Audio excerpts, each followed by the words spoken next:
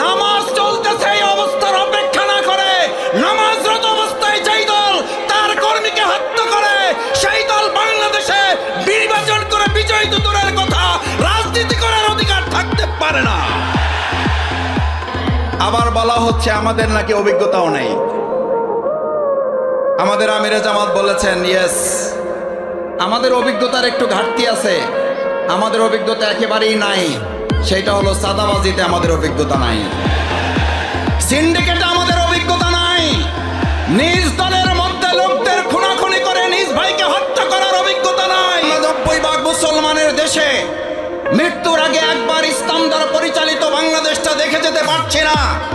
এই আফসোস, এই অন্তর জ্বালা নিয়ে এবার আমাদের হৃদয়ের সবটুকু আবেগ ভালোবাসা উজাড় করে শুধু ঝিকরগাছা চৌগাছায় নয়, বাংলাদেশের 56,000 বর্গ মাইলে এবার আওয়াজ তুলতে হবে জমিন চার। আউযু বিল্লাহি মিনাশ শাইতানির রাজিম। বিসমিল্লাহির রহমানির রহিম। আলহামদুলিল্লাহি রাব্বিল আলামিন। والصلاة والسلام على رسوله الكريم وعلى آله وصحبه أجمعين।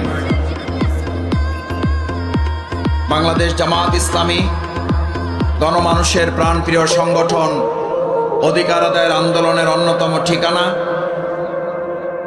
আজকের এই চৌগাছা ঝিকরগাছা অঞ্চলের আপনাদের প্রাণপ্রিয় মানুষ,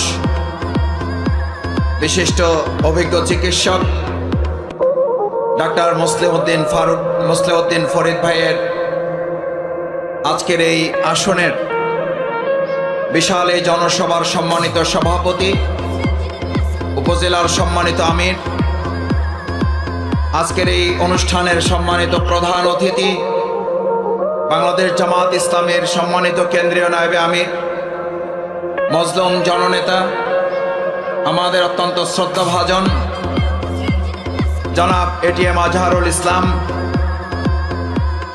আজকের প্রোগ্রামের অন্যতম বিশেষ অতিথি, বাংলাদেশ জামাত ইসলামী কেন্দ্রীয় নির্বাহী পরিষদের অন্যতম সদস্য, আপনাদের অঞ্চলের সম্মানিত অঞ্চল তত্ত্বাবধায়ক, শ্রদ্ধাভাজন জননেতা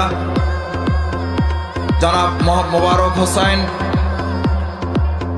আজকের এই প্রোগ্রামের মধ্যাকর্ষণ, যাকে কেন্দ্র করে আপনারা হাজার হাজার ভাই এবং বোনেরা, ভিন্ন ধর্মাবলম্বী বন্ধুরা এখানে উপস্থিত হয়েছেন। কেউ বসে আছেন, কেউ দাঁড়িয়ে আছেন, কেউ দাঁড়াবার জায়গা না পেয়ে ছাদে অবস্থান নিয়েছেন। আপনাদের সেই প্রাণপ্রিয় মানুষ